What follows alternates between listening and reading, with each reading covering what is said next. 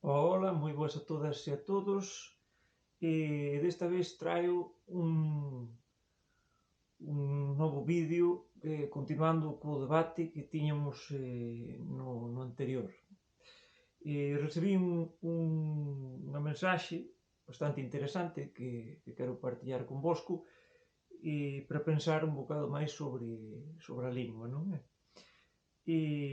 Aquí a mensaxe é de Xavier Rodríguez Calvar e diz o seguinte: Eu, que son un reintegrata converso desde ha pouco, vexo varios problemas na situación lingüística do noso país.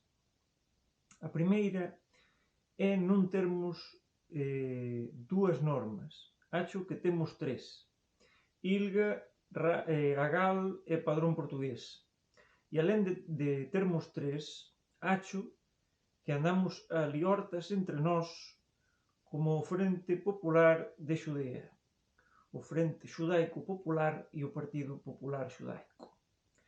Embora haxa temas políticos e concordo plenamente coas teses reintegracionistas, acho que moitas veces estamos a botar pestes contra as persoas falantes isolacionistas.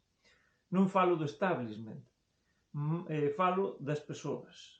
E realmente estas persoas queren o mellor para a nosa lingua, embora poden estar erradas a respeito da ortografía escollida. Con estas acho que debemos traballar. Alguén ten de parar esta guerra porque vai escalando e quen se beneficia dela acho que só é o castellano.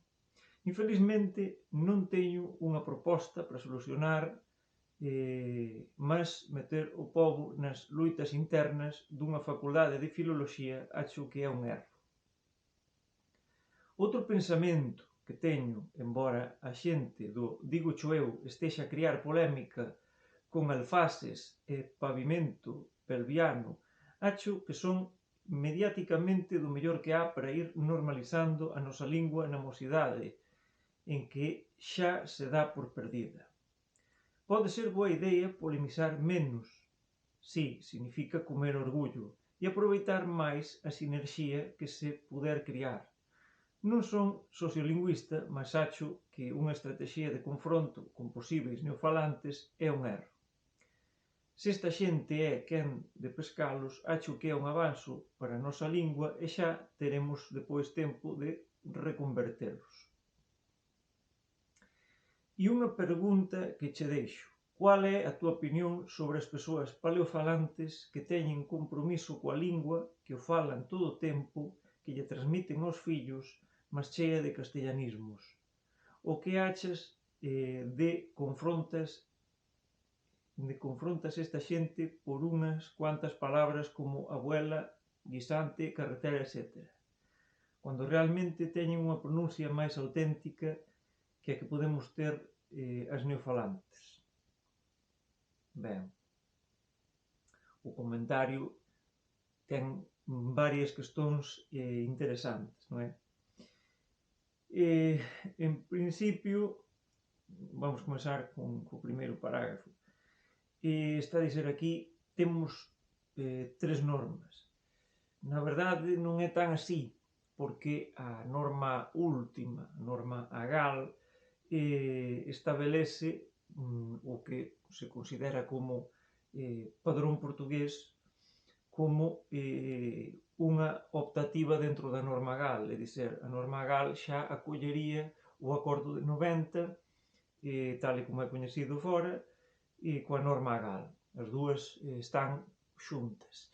Non sei se teño, e acho que sí, teño aí, ortografía galega moderna. Dentro dese libro, publicado na Travesa Editora, podes botar unha vista de ollos e ver esa duplicidade que tamén podes achar no dicionario Stravís, mesmamente no conxugador verbal e tudo máis, ou en cualquier tipo de palabra que acabe en on ou aun, aparecen as dúas posibilidades para escolla da persoa, como ela quiser. E, por tanto, eu non vexo aí realmente tres normas, mas dúas, non é?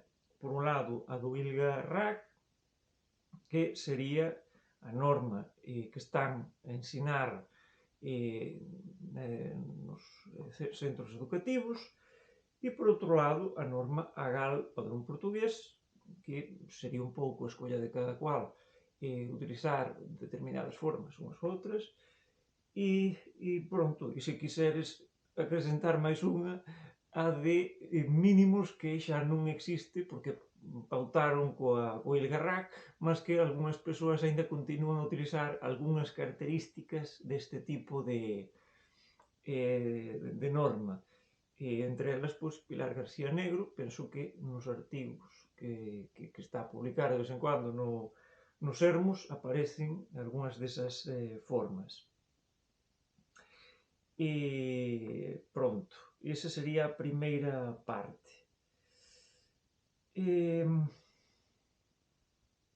Depois, o de botar pestes contra persoas falantes isolacionistas sen seren do establishment. Eu non coñezo realmente ninguén que comece a brigar e a criar problemas con persoas isolacionistas que non pertensan ao establishment. Acho que non é só que non sexa producente, mas é que non fai sentido. Non fai sentido porque non consegues nada. Estás facendo política contra a tua causa.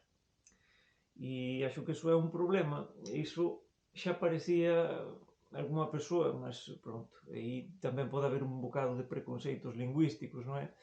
E unha persoa comentaba que estaba a estudar filoloxía galega, non é? Que tiña visto un vídeo dun rapaz, que non lembro agora mesmo o nome,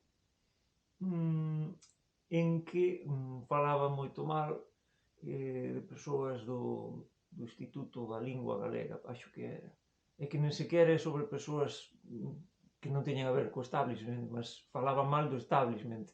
E ela ficaba sangada porque esas persoas que traballan no Instituto da Lingua Galega, pois están a facer un traballo, obviamente, pode ser mellor, pode ser pior, poden ter máis ego ou menos ego, mas algo están a facer. E, obviamente, non se pode pois dizer que todo o que teñan feito que é inútil, non? Sempre há algunha cousa que podemos aproveitar.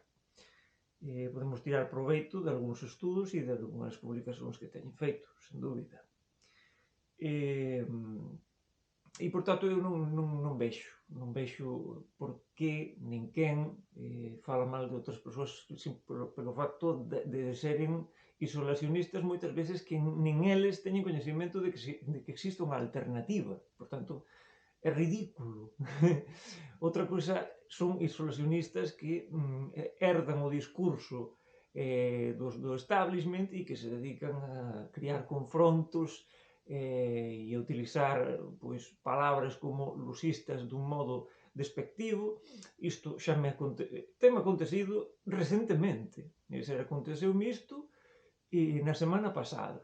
Estaba comentando no muro dunha persoa que teño amigos no Facebook e pronto, vi que utilizaba unha construción castellana con Astia e ela escreve moito ben e fala moito ben e pensei, vou mencionar isto por se ela tiver vontade de mudar e corrixir iso para que fique mellor, porque ademais é unha persoa comprometida coa lingua, coa cultura, etc. Entón achei pois, que podría ser interesante para esa persoa e deu que gostaba do comentario e non tive problema ningún con ela.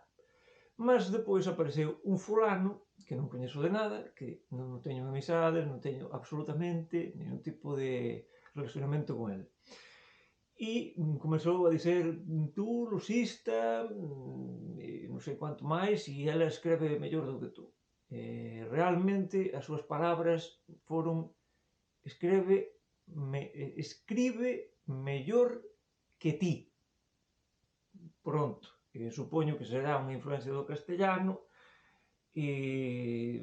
porque ese home ou non utiliza o galego nunca, máis do que para, pois, non sei, criar confrontos desnecesarios, ou é neofalante, unha de dúas. O fulano tiña certa idade, para mí non faz sentido.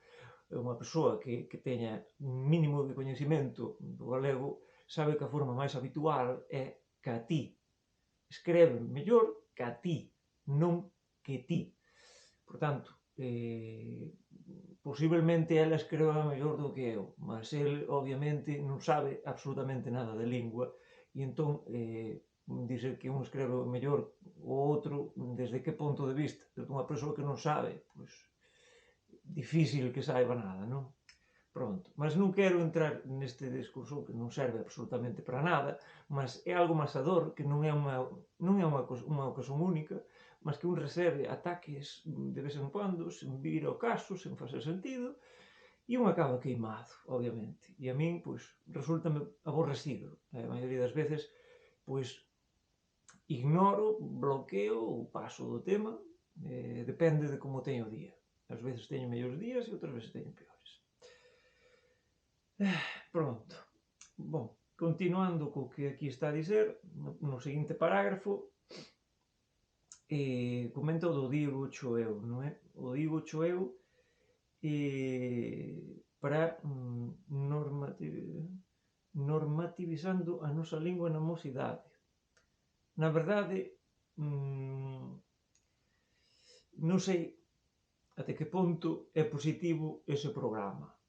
É dizer, ten cousas positivas, ten cousas negativas.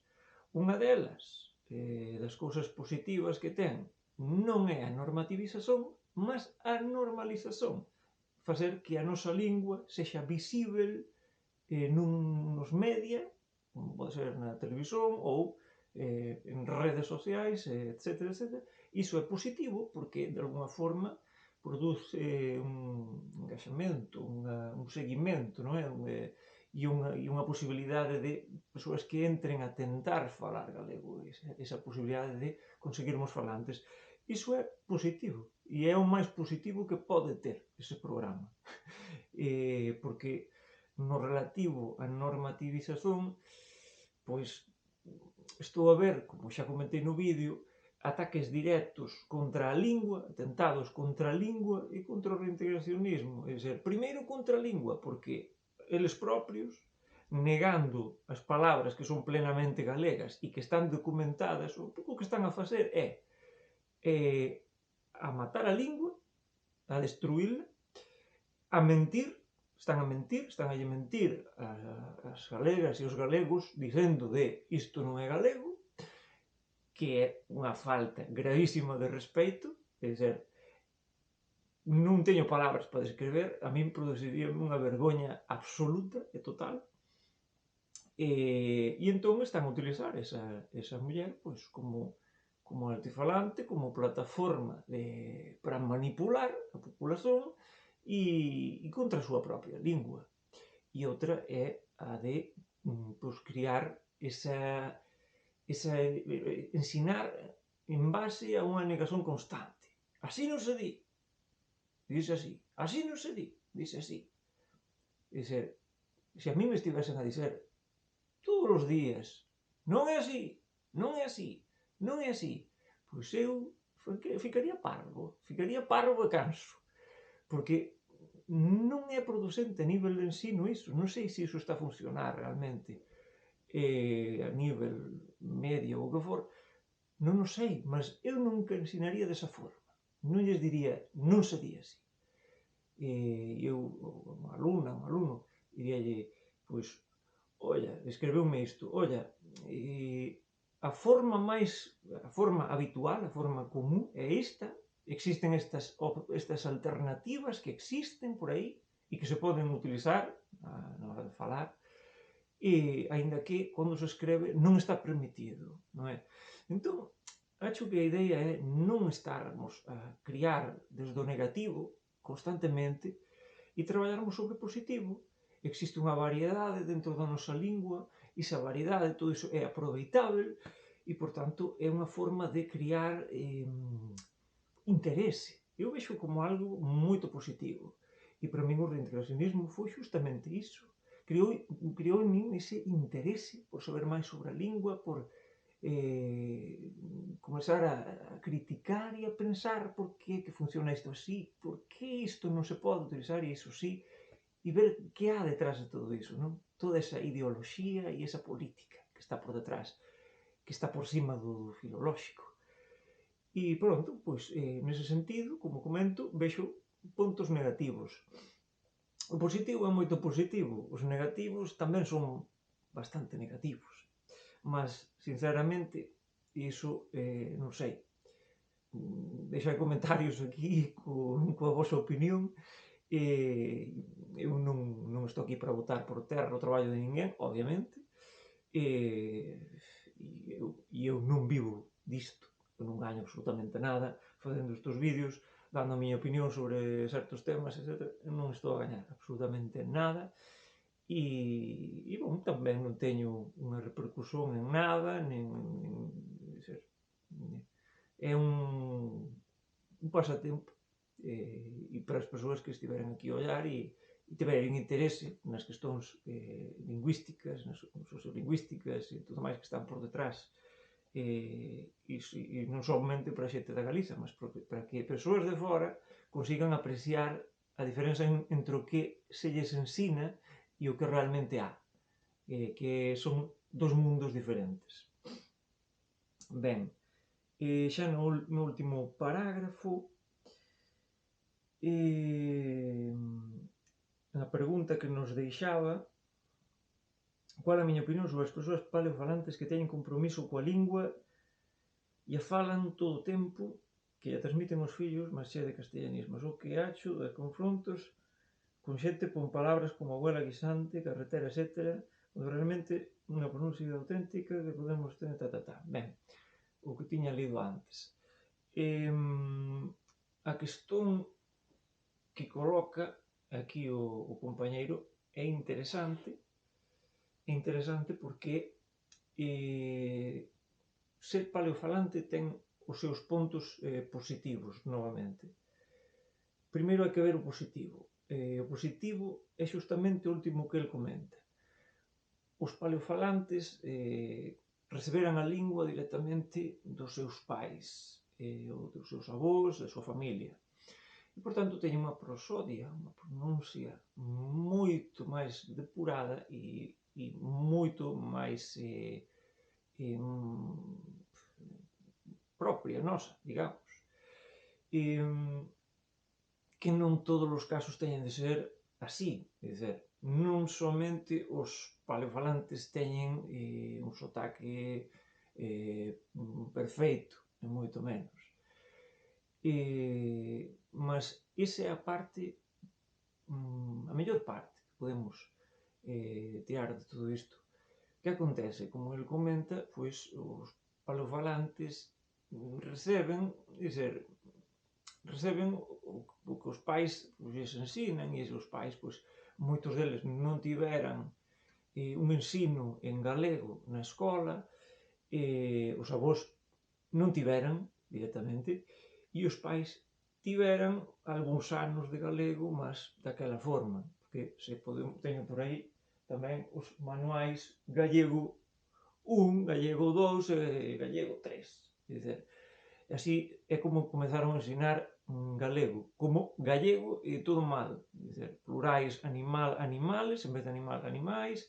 É dizer, esas son as persoas do Instituto da Lingua Galega que, algunhas delas, encheselle o peito coas cousas que teñen feito e non son capaces de facer autocrítica.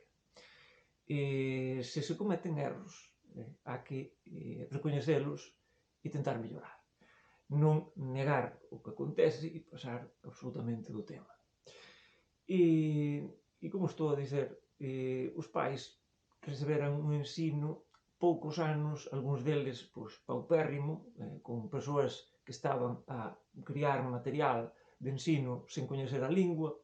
Por tanto, o director, como saben, do Instituto da Lingua Galega, asturiano, coñecimento cero absoluto de galego, e foi a persoa que puxeran como director do Instituto da Lingua Galega.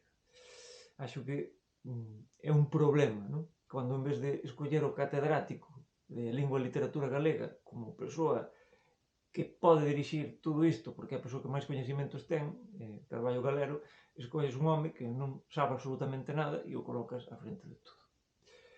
Pronto, decisións políticas e ideolóxicas, como sempre. Ben, que acontece? Eses castellanismos recébenos por parte dos pais, e non só castellanismos. Xa, por menos, eu sei que de parte dos meus pais xa há máis corrosión na lingua, non somente é cousa de léxico. Bom, quero dizer, por parte da miña mãe.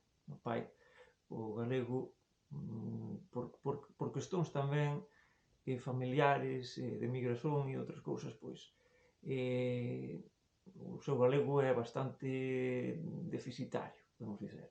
Miña mãe ten mellor galego, mas ten algúns problemas para alén dos léxicos. Ainda que hai algunhas palabras interesantes que sí que aprendín dela, como pode ser normalmente no resto do mundo utilizan a palabra regatear, non é? Cando vas á feira, tentar conseguir o mellor prezo, e ela non utiliza a palabra regatear. Utiliza unha palabra que aparece no último vídeo, non, no penúltimo vídeo dos Dios que te criou. Se non os coñecen, son cantores, rappers ou rapeiros aquí, na miña vila, de Ordes, e a canción é Oulle, decir, O-X, e dentro desa canción aparece esa palabra. E máis, non o vou dicer para que as persoas que quiseren e tiveren interese e agora estexan con esa idea na cabeza de que será iso? Pois botalle un ollo aí na canción Oulle de Dios que te criou, que tamén non é que teñan un galego 100% depurado no léxico, mas é un galego bastante bon dentro do que há por aí. Iso é unha verdade enorme. E pronto, como estaba a dicer, iso é na cuestión dos paleofalantes. Na cuestión dos neofalantes normalmente teñen, pois iso, teñen unha tendencia a purificar ese léxico, teñen coñecimento, saben, olla, isto está mal, non é abuelo, é avó, e mesmo os reintegracionistas chegan aínda alén disto e poderían utilizar avó e avó. Igual que se utiliza en Portugal, igual que utilizan Pintos na gaita gallega, no libro, e outros libros máis onde tamén utilizan a forma avó e avó, porque é unha forma plenamente galega, aínda que non lles interesou a Real Academia utilizala como forma padrón, pois por cualquier razón que eles puderen inventar ou dar aquí, que en cada momento pois os motivos son diferentes segundo convén. E pronto, esa é a cuestión. Por un lado, neofalantes con un léxico máis depurado, mas con máis dificultades para ter unha fonética boa, e por outra parte, os paleofalantes con unha fonética boa que non teñen cuidado con o que estaba a comentar, con ese léxico e algunhas construcións mesmo, por exemplo, a utilización da preposición a en moitos casos en que se utiliza en castellano cos verbos e eles utilizan tamén en galego. Vou falar con tal fulano, vou a falar, ou cousas do tipo. Iso teño ouvido unha chea de veces, tanto por neofalantes como por paleofalantes. E erros destes a esgalla, a moreas. Cual sería a mellor forma de arranxar isto? Pois a mellor forma para arranxar isto sería un modelo de ensino de inmersión lingüística que permitise que paleofalantes estivesen con neofalantes e unidos todos conseguisen ter o positivo de cada parte. Por unha parte, ese sotaque, e por outra parte, un léxico máis purificado.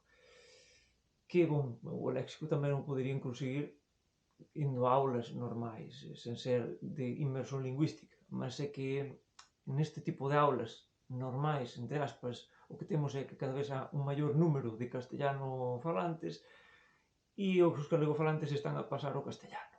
Que isto xa o vivín eu, dando aulas, e xa mesmo xa o recoñecía. Alguna me dito unha rapariga, sí, eu falo galego cos meus pais e tal. É dizer, falo en casa, e na escola non o fala porque os compañeros non o falan. Entón, pronto. Mas aquí entramos noutro debate que non ten a ver directamente con isto que estábamos a falar e o que preguntaba o compañeiro.